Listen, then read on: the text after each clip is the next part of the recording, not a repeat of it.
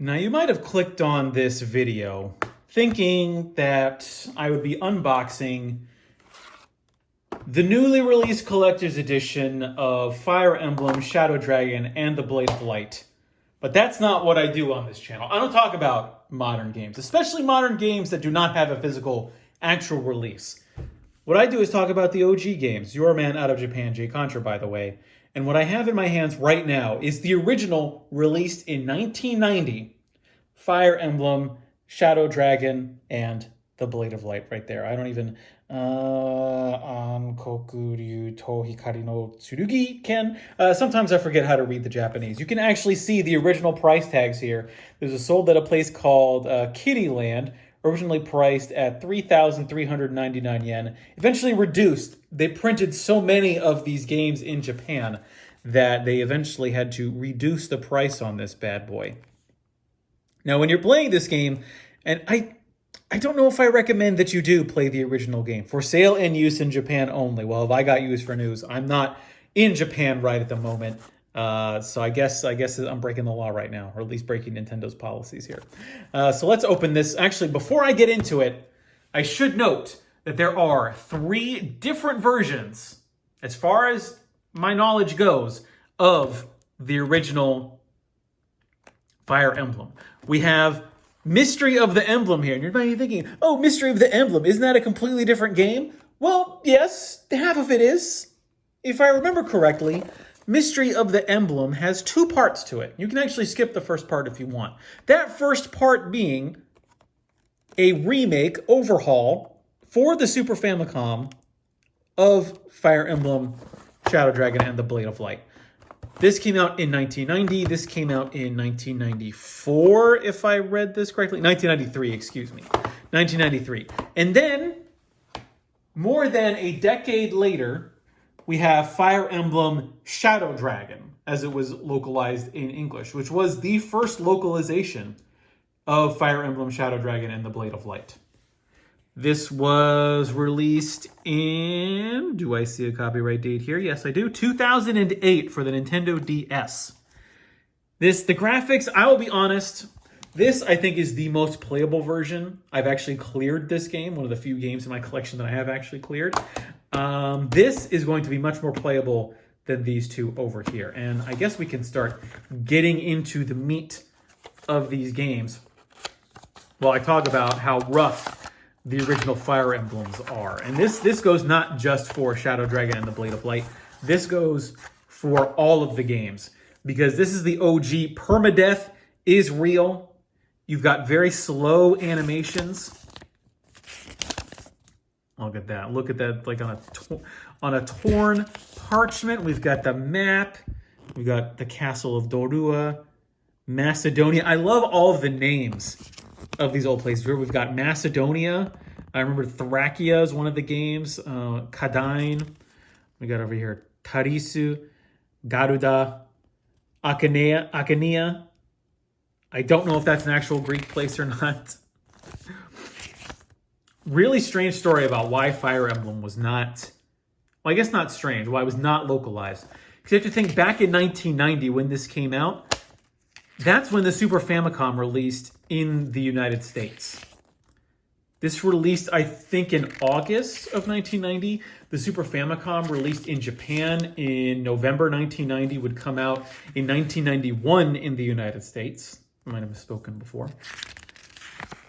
And it didn't really make sense for Nintendo to localize a super text-heavy game for a system that was rapidly becoming obsolete. Now what's up with that dude's face? Now there were some great games that came out after the Super Famicom was released in both Japan and the United States. Think about games like Little Samson, the first Kirby game that came out for the NES. You also had Crisis Force, great scrolling shooter. And this manual. I wonder what the English manual is going to look like. This phenomenon also happened to a lot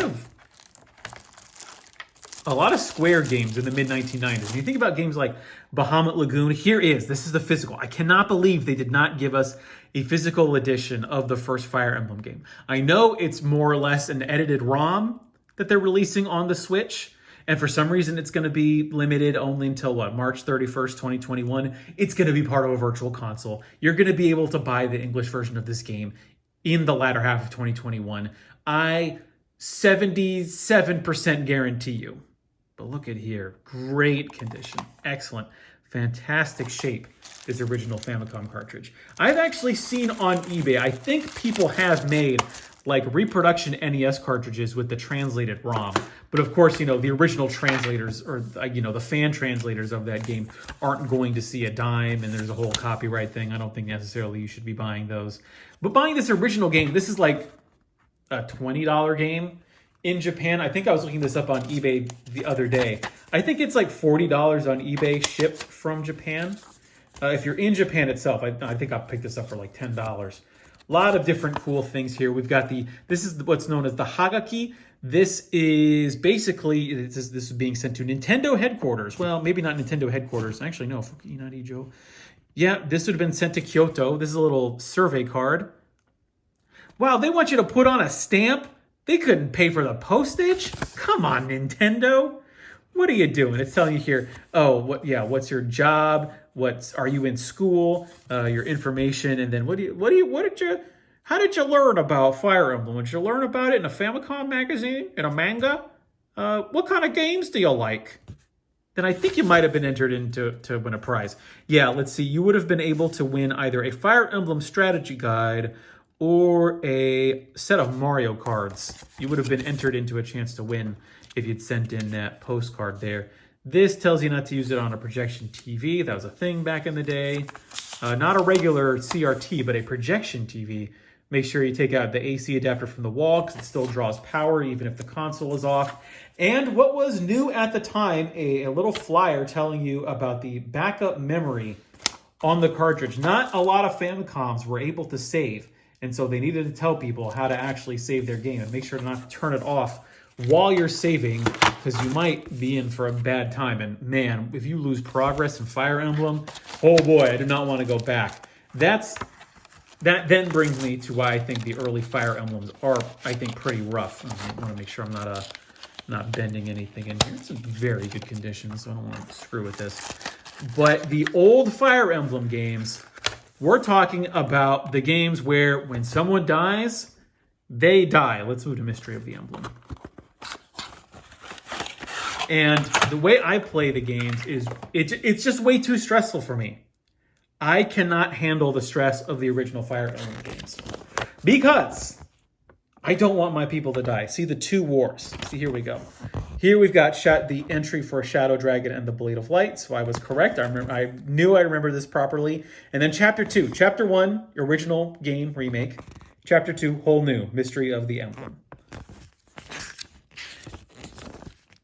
What also drives me nuts are when you're on the maps and they've got brigands or pirates that spawn from the fortresses in the sea, and they start walking everywhere, and then they start taking over towns, and they blow them up. Oh, and in the future Fire Emblem games, there's towns that you have to visit in order to get to the side quests that are necessary, so you can get to the actual real ending of the game, and those pirates will blow up those towns and stop you from getting the true ending? That's not fair. What's going on there? I don't like that. That's too much for me. And that's sort of why I'm taking a break from Fire Emblem. I want to clear all of the Fire Emblem games, but it's going to take me years. I know, I'm taking a break with Pokemon Platinum right now, actually, because I cannot deal with Fire Emblem. Oh yeah, the trio. I love the trio. I love, the Pegasus Knights. Someone in the comments is going to have to tell me how to properly use Pegasus Knights. I know they're good, and I know that they would actually solve that problem because they can get to the towns really, really quickly.